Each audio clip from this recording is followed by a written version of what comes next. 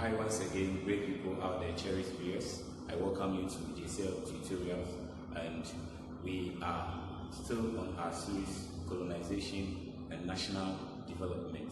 This time I want us to move into something else, independence and nationhood. So we'll be looking at two sessions of this topic, or two parts that are broken the topic into. So we'll look at the major political events that took place between 1800 and 1900, and also take it from 1900 to 1957, when we gained independence and became Ghana. So we'll go and start with what we discussed the other time concerning the abolishment of the slave trade. So around 1807, the Slave Trade Act, or the Slave Trade Act in Great Britain, was passed. And that was how it ended the activity of the slave trade, because they felt that it was dehumanizing, and it was also due to the fact that they got all the manpower and they were able to produce goods in excess. So they did not need the people to work in their factories or their industries anymore. Then from there, what happened? They turned their attention to land in order to take control over us. So that is what we call colonization. So colonization is a act, or the process, or the situation whereby a more powerful country takes over the administration of a less powerful country. So what happens is that when the country is being controlled, the country that is being controlled will be called the colony. The colony. So Gold Coast was a British colony. I hope you get that. Okay. Then the country that colonizes the colony becomes the colonial master. So you can take this point down and make the notes. So we have the colonial master controlling or taking over the administration of the colony. That is a less powerful country. In this case, we are looking at the British. So when the British decided or had the intention of colonizing our land or taking control over the administration of our people, what were the major activities that took place? We said major activities because there were so many activities, and we can't outline all of them because the history is very long. Well, but we'll be looking at the major ones, the ones that actually made a whole lot of stories, and we'll capture those ones, and you'll still be able to narrate the history properly. So we'll get back to business. Let's see.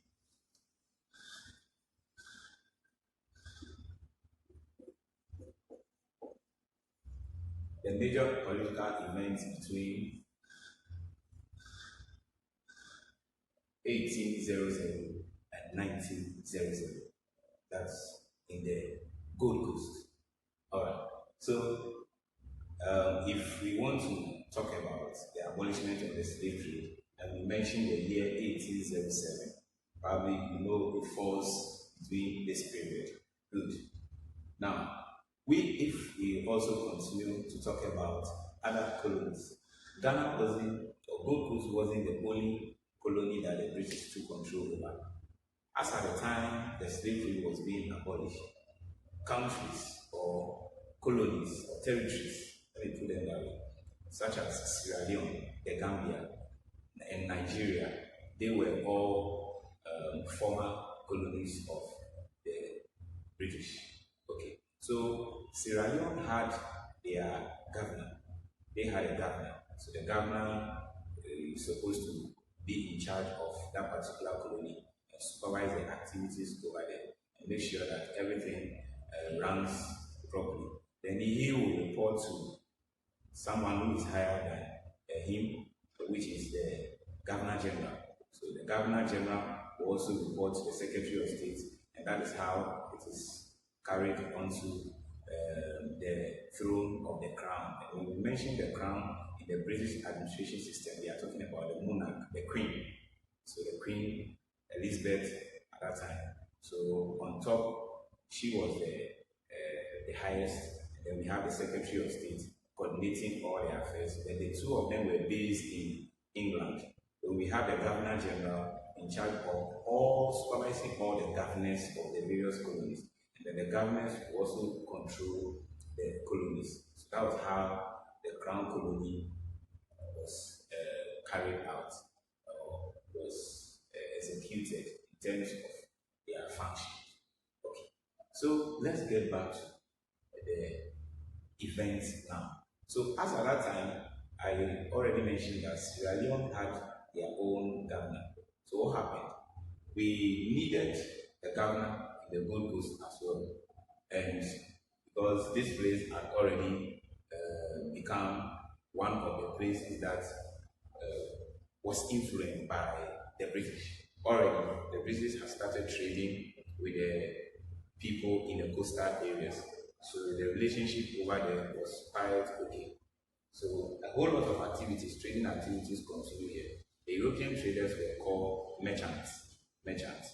So goods were bought here and were taken to their countries. Okay. Now, what happened? They had to transfer the governor who was in Sierra Leone to the Gold Coast to be in charge.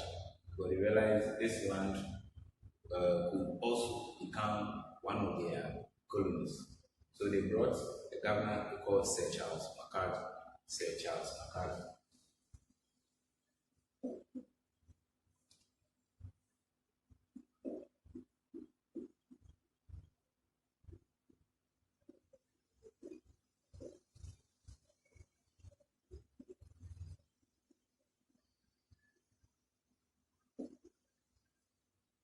So we are the first governor, Sir Charles MacArthur, coming in the year 1821. The year 1821, Charles MacArthur arrived in the Gold Coast. When he got to the Gold Coast as a governor, he had to actually survey the land, and because he had been given a task or an assignment or a role to play to supervise their affairs and make sure that the land here is extended and the whole place can be captured as part of the British land, or what they call the protectorate, a land protected by a colonial master. Okay, so what happened? Charles MacArthur got the information from the local people that their main problem was the disturbance or the attacks of the Ashantis. But the Ashantis extended their trade to the coastal areas, and all the goods that were traded here were supposed to be brought to the Ashanti Kingdom or Empire, where they had their trading centers or trading spot markets.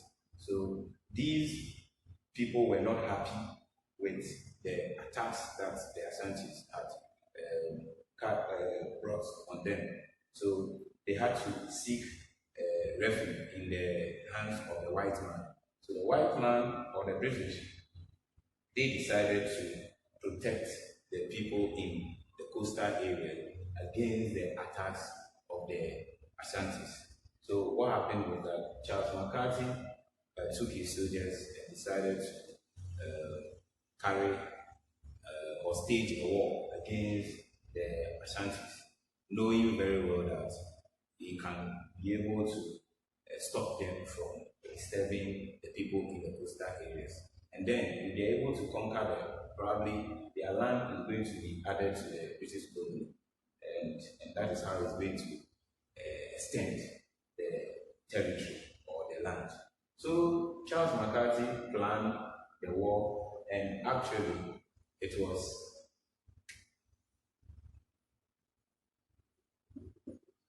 in 1824 that that war took place. 1824. So talking about the war, what actually happened is that in the course of planning, fortunately for the Ashantis, they had an insider. So this person had to move quickly back to the Ashanti Kingdom and then inform the chiefs that this is what the whites and the local people were planning. So the people were aware that this is what is going to happen in time soon. So they planned and prepared for the British soldiers. They prepared for the British soldiers. So what actually happened in Charles McCarthy divided the soldiers into two groups, where one has to use or pass through the main gate, the main entrance of the Ashanti Kingdom, and the rest had to, he led the second group, and they had to pass through the forest, because the entire empire was surrounded by thick forest, and they had their soldiers in those places, and they were guarding the entire kingdom. So when the Ashantis also got the plan, they set up soldiers to also hide or lay ambush in these forests, and were waiting for the British soldiers. So that was one of the strategies that they took or carried out. Then what happened? When the soldiers got there, those who were met at the entrance, they were attacked fiercely by the Ashantis, but they had already prepared due to the prior information they had from the insider. Then those in the soldiers, British soldiers in the forest, were also captured by them, and this actually took place in the night. And you know how these people could fight, but the land was for them, and they know where the hidden places are.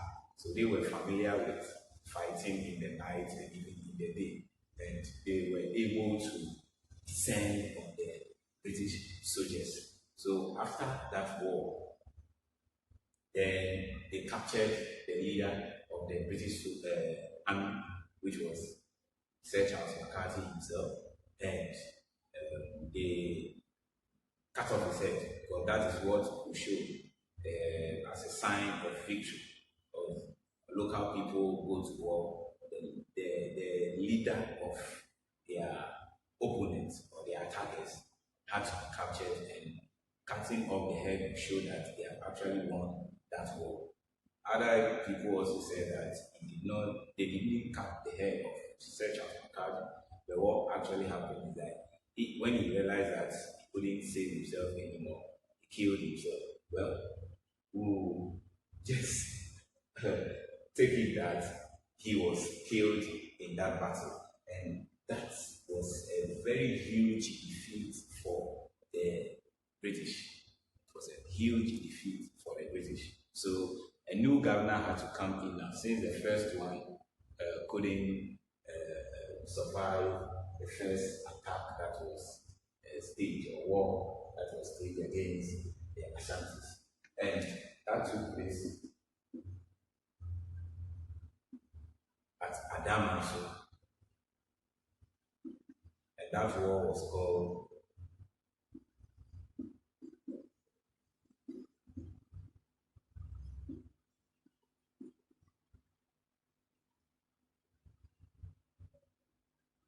the Battle of Isamanko. The Battle of Isamanko. Some people also use the place and say Adamasio Battle or War. The War of Isamanko. The Battle of Isamanko. Anyway, it was acceptable. Okay. So in Samanko, so there are common languages. Saman stands for the spirits, the ancestors, the ghosts, yes, of someone that has died. So those spirits, Ashanti believe that fought for them, was actually took place in the night. They say, oh, when you said a kum way, this fight was won for us by the spirit of our ancestors. The kum way, and you say it's Saman. So they named that battle the Battle of Saman.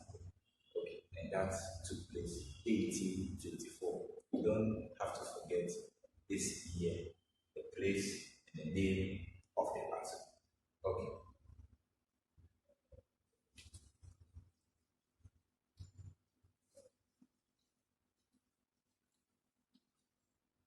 So that was one of the Anglo-Ashanti wars, the war between the English people, or the people of England, or the British and the Ashantis. We had a second one, That took place in 1826, 2 years after Charles McCarthy and his men were defeated. Okay. So what happened was that the Ashantis grew in power and they had a lot of confidence that even these people who were protecting the people in the coastal areas would defeat them, the strangers. That means everywhere we meet them, we'll be able to deal with them. Listen. And they realized that, yes, the British were still extending their trading activities to other coastal areas. And Ashantis were not happy. And due to the victory they had in the first war, the War of Isamanko, they knew very well that they can still be able to prevent the British from extending their trade and also having control over the people in the coastal areas. So they prepared their soldiers and met them at a place called Dodowa around this area in Greater Accra. So that was a land called Katamanso. So Katamanso in Dodowa, around that area, they clashed with the British Army over there, the soldiers over there, and that victory went in favor of the British. The people people from Ashanti land could not stand it at all. They were defeated totally. They were defeated totally. And they didn't win that battle, even though they had their own preparations before that war. And that's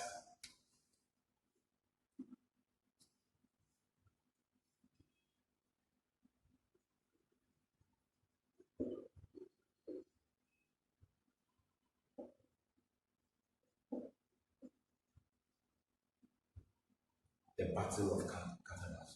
The Battle of Catamount.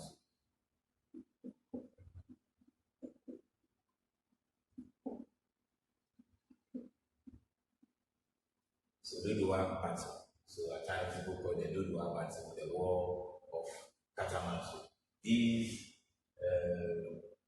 and this and the War of Samanko were the earlier Anglo-Ashanti wars that occurred. Remember, it's still within or between the period of 1800 and 1900. Okay, good. So that is 1826. Keep the year, the place, and the name of the battle. Okay, good. Hope you are following the history, you are enjoying the wars. Good. Alright. So after the Ashantis lost in this battle, the British were still poised in making sure that this empire, Ashanti Empire, or this territory, is brought to total collapse so that the coastal people of the coastal areas will be free. People in the coastal areas will be free. So the Francis here had already pressed on the British government to protect them and ensure that they don't face any attack from the Ashantis. So the British said, okay, this could be an opportunity for us to make a deal with the local people, the indigenous people, and then officially establish our rule or our authority and protect these people. If we tell them we are going to protect them, yes, they will allow us to control, and we'll go ahead and let our policies play in the land of the people of the Gold Coast. So, what action was taken next? They had to go into an agreement. Said, okay, if you want me to protect you, then we have to sign a bond or an agreement. So in that agreement, 8 Fanti chiefs came, met the British government, and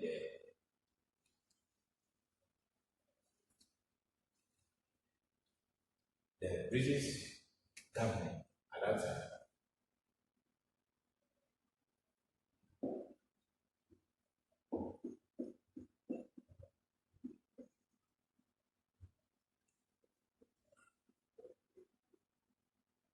on the 6th of March 1844, the British government as at that time was represented by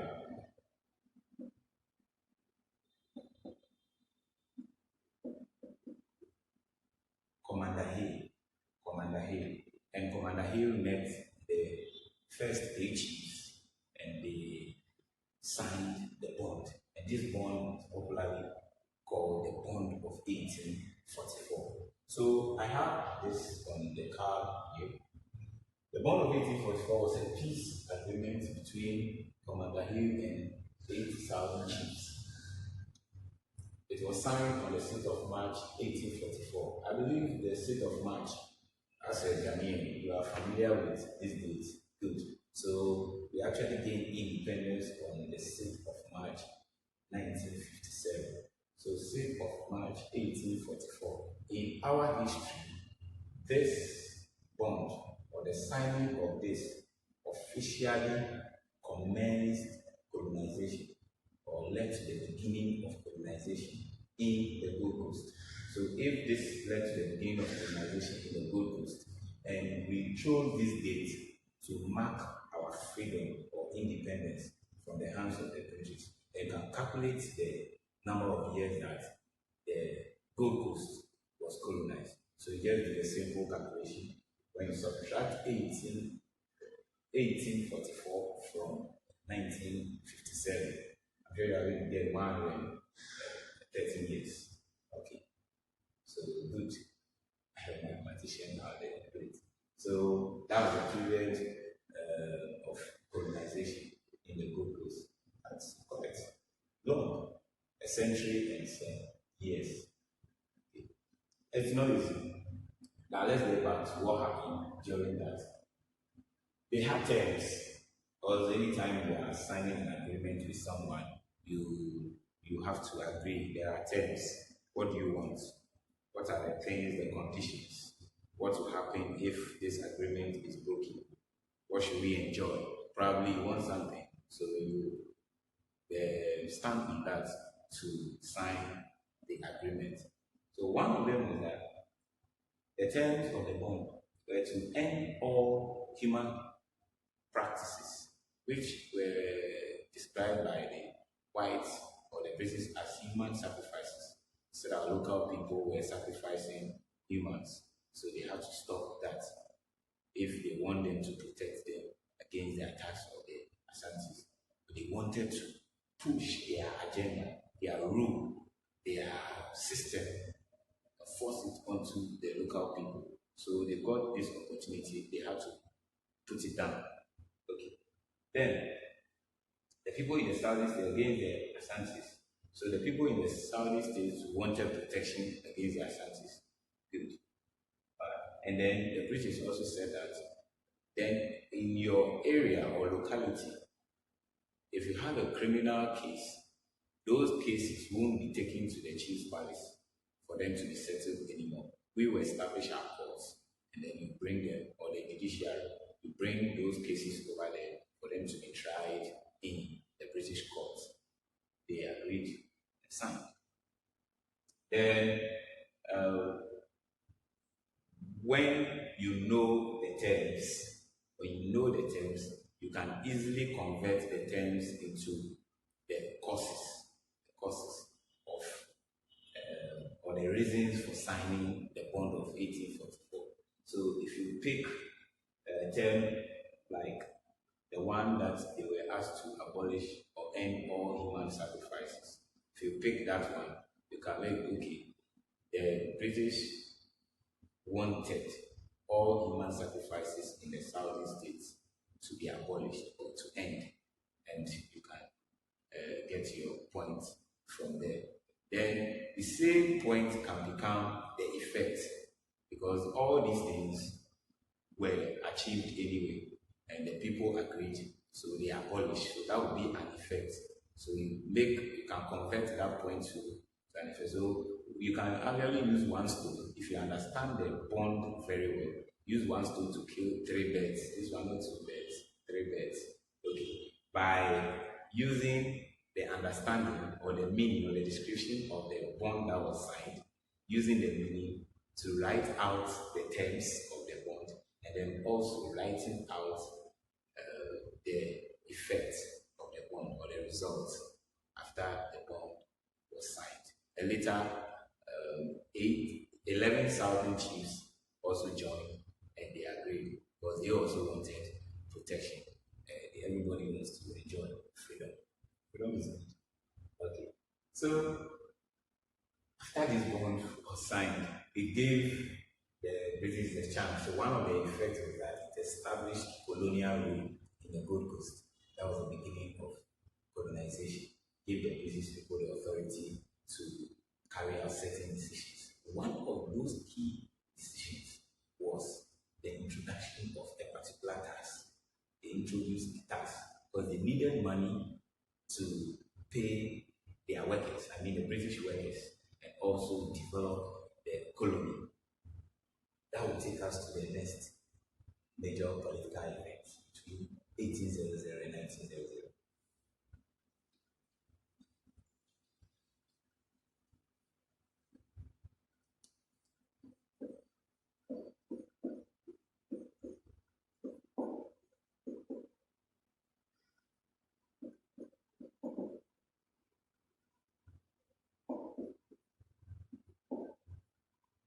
The Poll Tax Ordinance of 1852. The Poll Tax Ordinance of 1852. We in Ghana, we are not new to anything called tax. We have a lot of taxes here. In the colonial era, there was this tax that was introduced, and the local people were asked to pay 1 shilling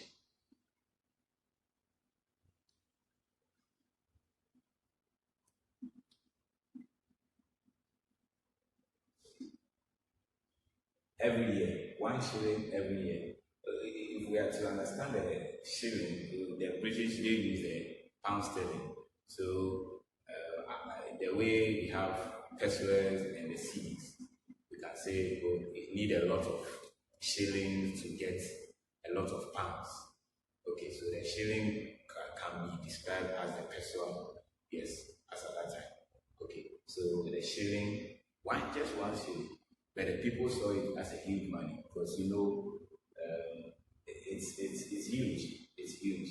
If you calculate it as of what it can buy around that time or period. Okay. So this tax was to make the local people pay an amount of 1 shilling every year or annually. The governors at the time the tax was introduced, or the tax law was introduced.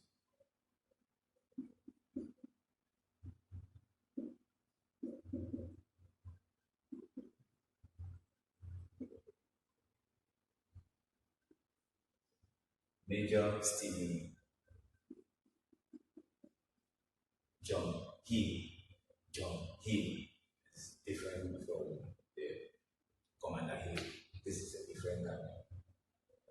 Was a different governor anyway. Okay.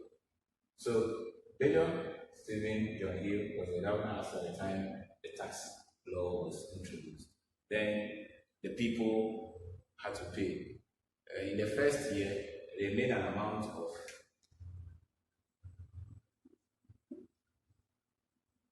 £7,500, but the target was actually 20,000. This was the target. But they got this in the first year, and they decided to know why the people didn't want to pay the tax. Okay, now that takes us to the reason why the tax law was introduced. So the British claimed that they needed to develop a lot of infrastructure, railway, roads, and other things. Then they wanted to pay the British workers who were working in the Gold Coast. And this did not go down with local people. The local people were not happy. So they said they will not pay the tax. One, some claim that their local chief did not inform them, or their chiefs did not inform them before the tax was introduced. Some also felt that the blacks will be the ones to be taxed to go and collect the tax from the people, but they rather use British workers. Then some also claim that why should they use the money to pay British workers? They were not happy with that. Some also felt that some of these British tax collectors are not going to were actually balancing or trying to divert the money to their private pockets, and they are not going to make proper accounts. So they felt, they suspected that there is going to be a case of dishonesty and proper accounts will not be made. Some also claim that even that was after the years the Colonial came by and they were pressurized to pay the tax and they refused to pay. They said even the infrastructure that the British government promised to actually carry out or introduce in the locality, in the communities, they did not see any of such infrastructure, so they are not going to pay the tax.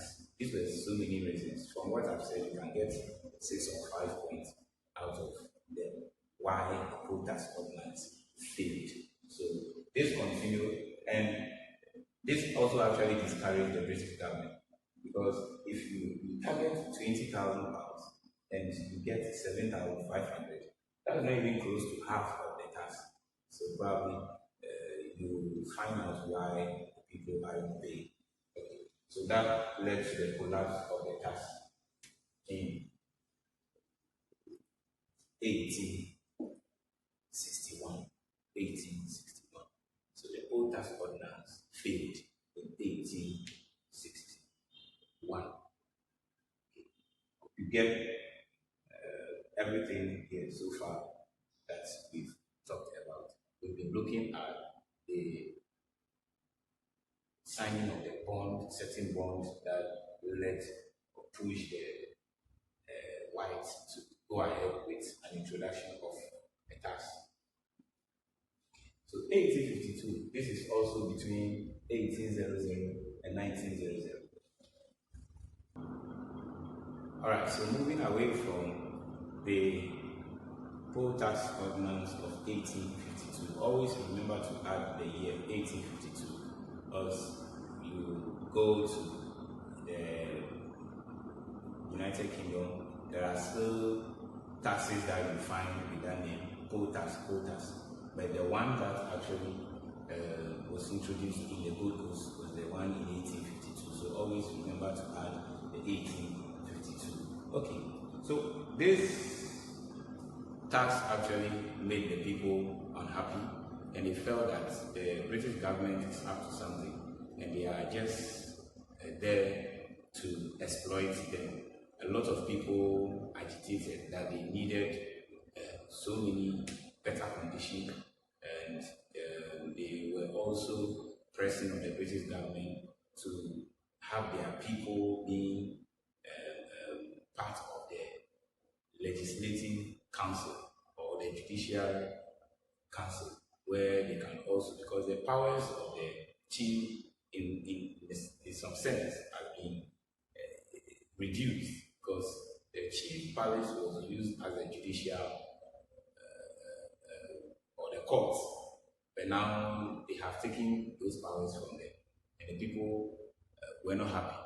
If that is the case, then these people should put there to work for the British government. So a lot of people also were pressing for that, and some of the fancy or the Saudi state chiefs were not happy with the whole situation. So they spoke to themselves and they came together to form a union that will bring a certain independence in their own territory or region. Even though the white people have signed an agreement with them and have taken control, they will find a way of gaining a certain independence within this territory. So these chiefs came together and they formed what we call a confederation. So the states being brought together, all the states being brought together is what we call confederation. So because it occurred in Fantasyland,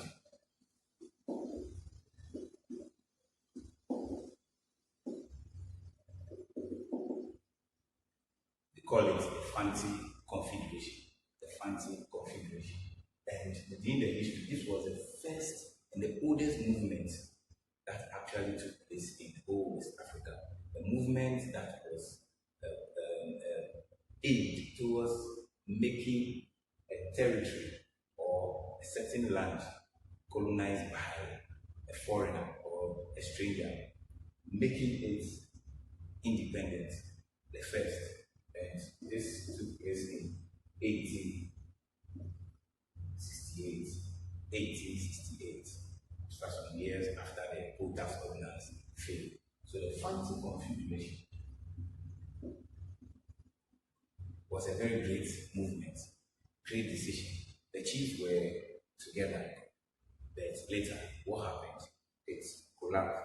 The British realized that this is what some of the chiefs have done. So they had to still go behind and then influence some of these chiefs that were part of this union or confederation. And the same people were taking information that meeting that they even had, they were leaking those informations to the white man. And it did not actually help the confederation at all. And some of the members of the confederation or the leaders of the confederation were also fighting over power. So if it is between Denchira and we have Asin, we have other states, the chief felt or the leaders felt that the leader or the head of the confederation should come from my state. They never had a solid agreement on where a particular leader for the confederation should come from. And this confusion also contributed to the collapse of the Fancy Confederation of 1868. It was one of the greatest movements, and they came out with their own emblem, which could be like a badge or a sign. And the emblem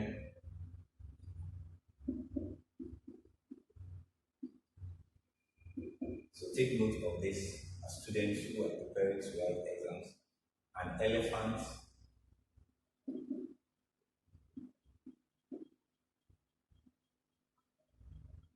standing by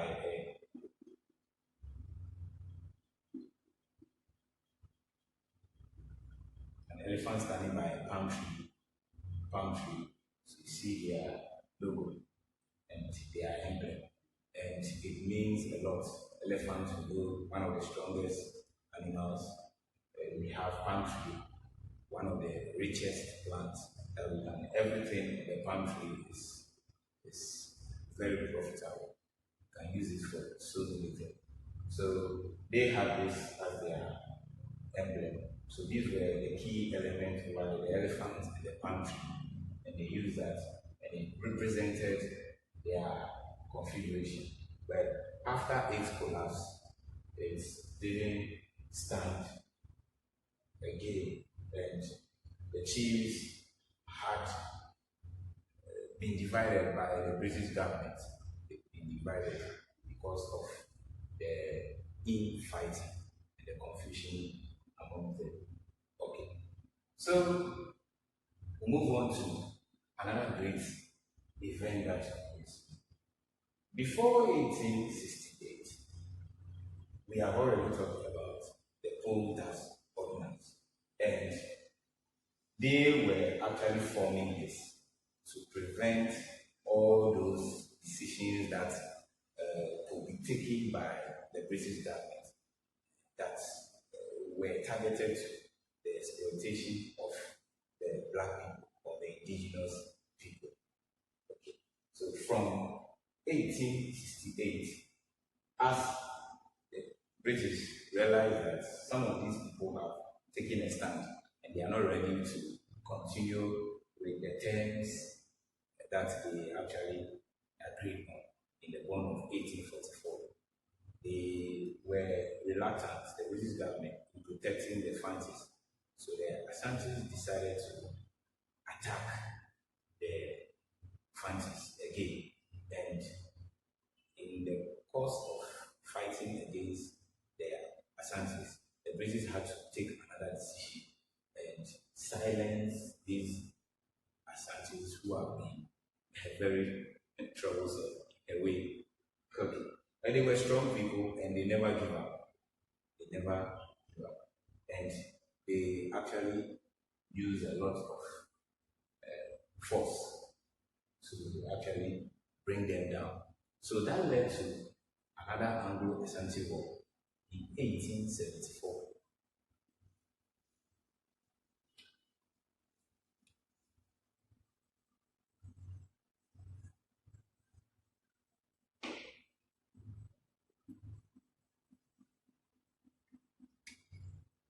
And this was named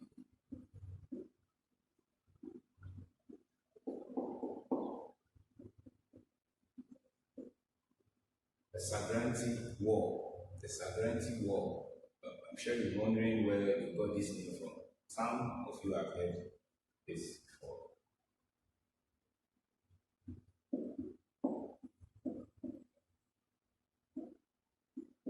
So a man, a leader of the British Army, called Sir Garnet,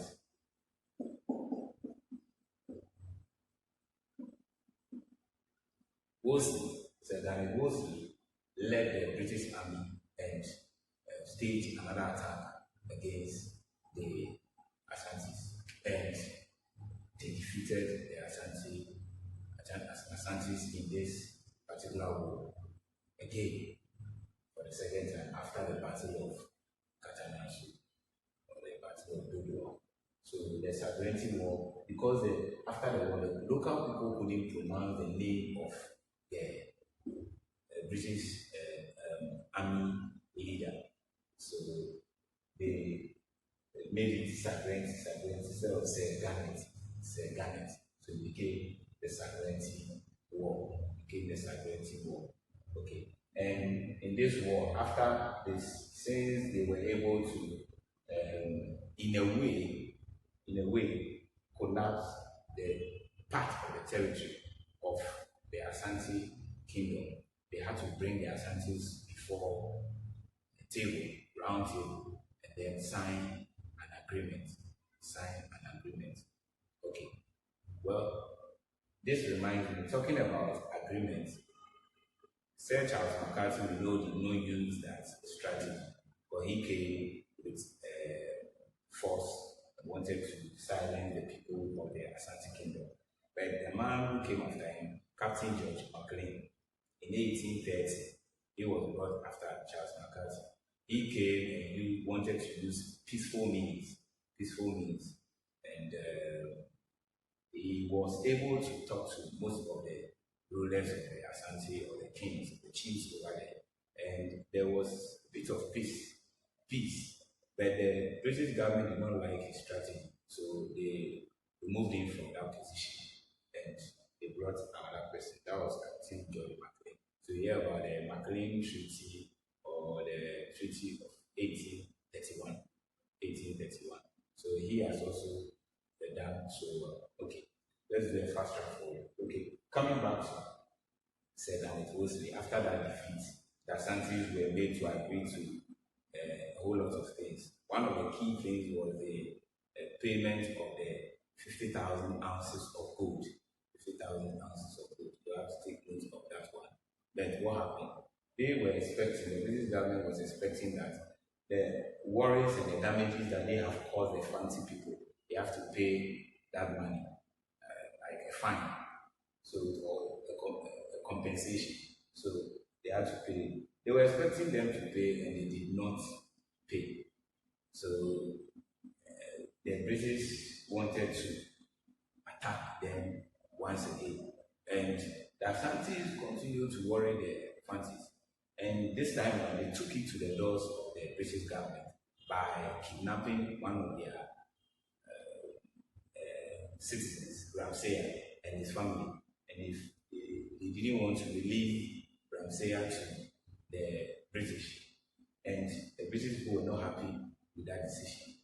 Now, the British had also captured one of their chiefs, and they didn't also want to release the chief to the Ashanti Kingdom. So this actually became so heated to the point that they had to attack.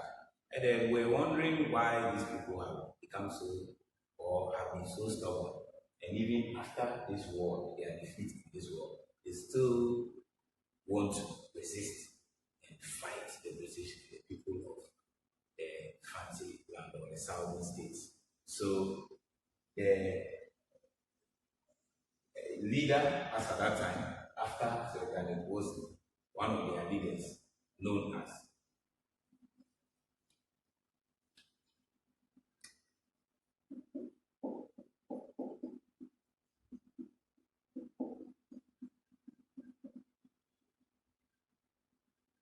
Sir Frederick Hudson, demanded that the golden stool of the Ashanti Kingdom be brought.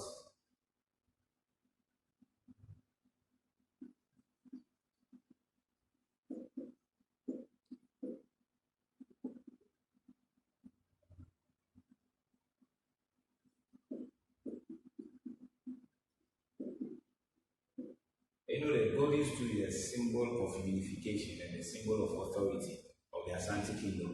So he felt that taking the golden stool from them will make them powerless and they will be able to collapse the empire totally. So what actually happened is that, you know, they have had a defeat in the Saguenti War.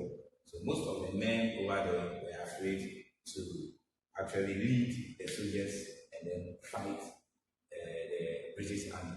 The British Army, they know, the Asantis know very well that the British Army will attack them again. And they actually, most of the men were afraid. So a woman had to get up and say that if you can't lead, then I will lead the other women and I will fight for our kingdom. We'll fight for our kingdom. Because we won't allow our Polish or our authority to be taken from us. So that made a certain woman a queen mother of Ejiso, the great Yasanto, very popular in our history.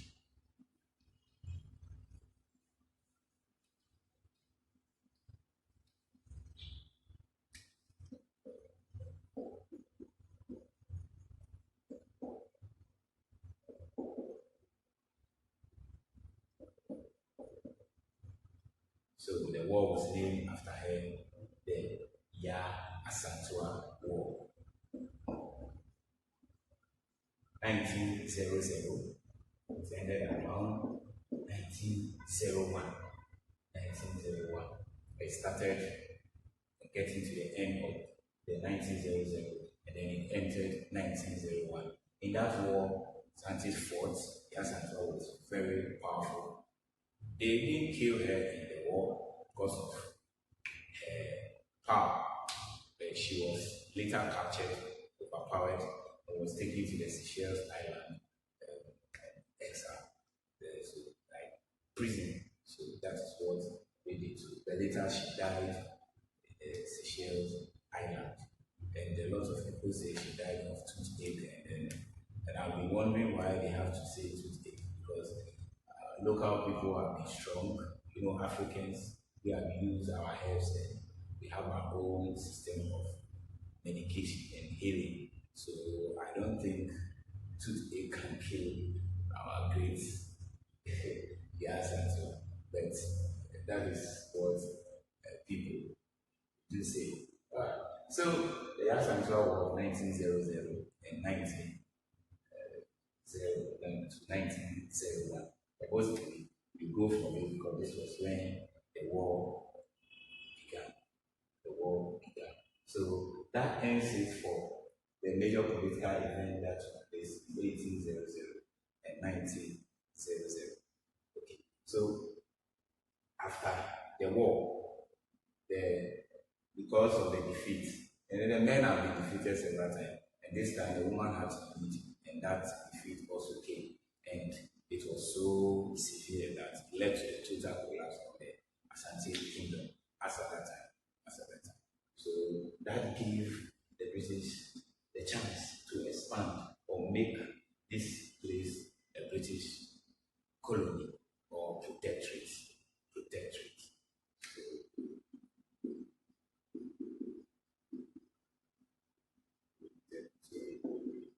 Great. So they came out with this. This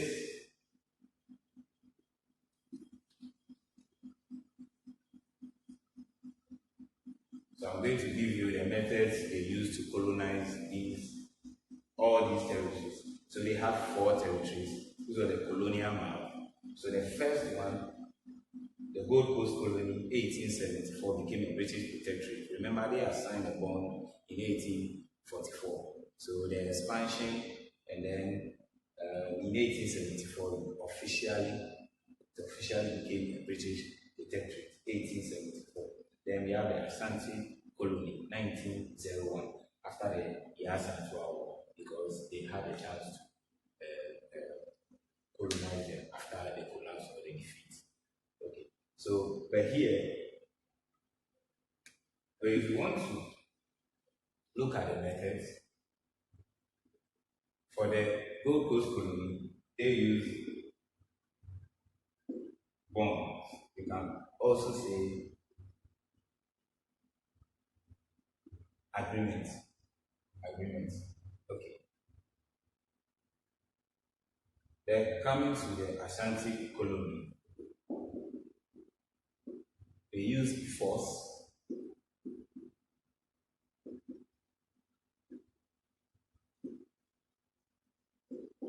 Some people also say conquest.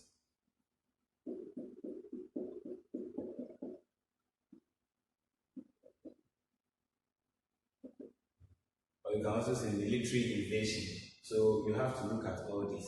If we are answering a multiple choice question, what we call section A, they are shading. The options will have any of these. Which of these methods was used to colonize any of these? If you know the methods, you will be able to write or choose the correct answer. Okay. So with this, they use the bond or the agreement, and they were able to capture them and make them a British protectorate. With the Ashanti colonies, after several wars and their defeat, they use, so we say, force, conquest, or military invasion. For the Northern Territories, a governor was sent there called Governor Ferguson. I think Ferguson. So he was taken to the Northern Territories, and he carried out a lot of developmental projects. So the people actually fell in love with him.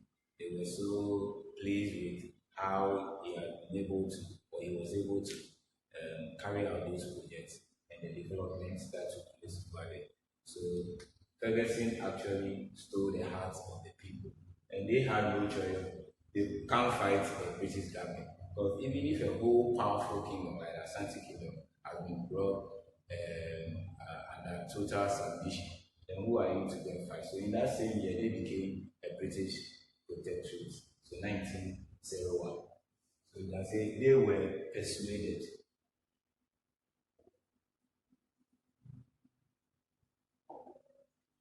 So through persuasion.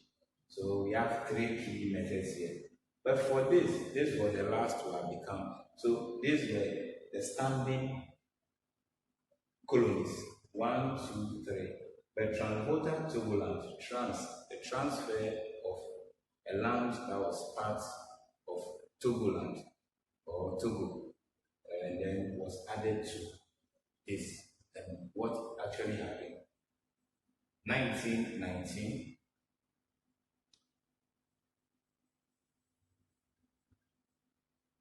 So that year, 1919, was after the First World War. The First World War, 1914 to 1918. Okay. So during this period, the British had already taken control over these territories, and British became a superpower, and they were going in for that war to fight that battle. And what happened was that this land was just isolated. The Germans took control over parts of the southern states. When you go to the Quetta area, they were able to influence a lot of people over there. They took control. So they call it the German Togoland. The German Togoland. And now people want to name it as Western Togoland, the western part of Togoland. So the French people were colonizing France. You have to get the history, but that's why we are having a lot of issues with they calling for a separation or cessation right now, and they want independence. So as at this time, the land was there, and the French took control over Togoland. But some of the French people and the Germans took control over this land. So the land was actually not fully for any of such countries. So it had to be given to the British as a trust land for them to take care of. So they want to see after the war, whoever wins, the victor, they will consider that person as capable of taking control over this particular land. So after that war, like I said, Great Britain or United Kingdom was a superpower and is still a superpower today. So they won and they were victors of that particular war. That's the First World War. And they fully took control over the land that was given to them as a trust land. So they had to add it to the already existing three territories of the Gold Coast, and it became four. So we have Gold Coast Colony, Ashanti Colony, Northern Territories, and Transvolta Togoland. Transvolta Togoland, the land that was transferred from Togo across the Volta.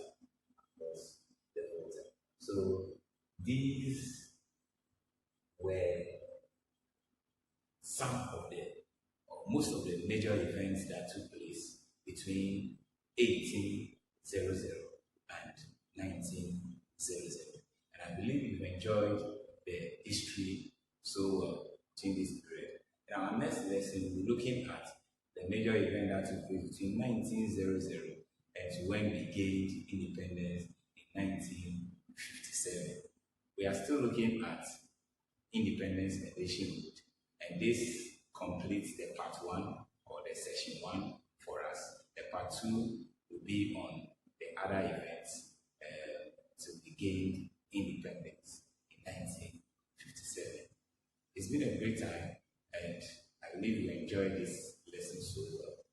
If you still have comments, you can put them in the comments box, and we will address all of them.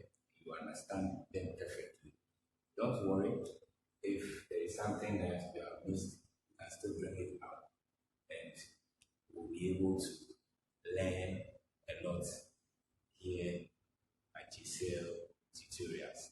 Thanks for watching once again. Thanks for your likes and subscriptions, and continue to share, continue to comment, and let's